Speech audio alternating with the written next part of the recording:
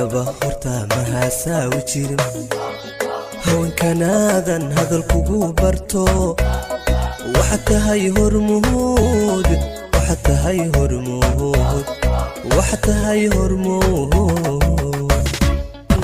bismillaahi raxmaani raxiim magacaygu waa warsame maxamed cabdullaahi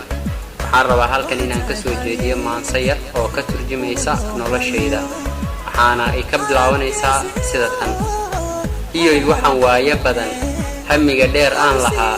iiga socod aan u kacay kabaha heensada u xidhay hubkii aan u qaatay sahay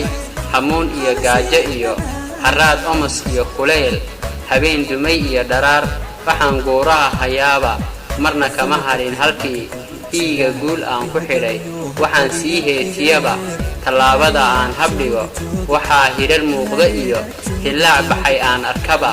iiga guul aan ku xidhay waxaan haasaawo dumar habkii dhallinyaro lahayd hablaha Soomaaliyeed dhammaan aan soo hormaray haddaan helay qoyska kaaba hooyada lagu soo hirtiyo hallaa dumara weeyo quruxna waa loo hubaa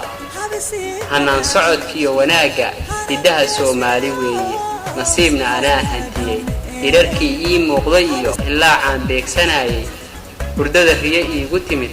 haddaan guushii hantiyey halyeynimo way sugaa السلام عليكم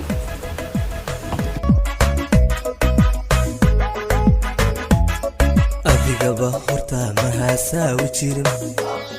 haweenkanaadan hadal kugu barto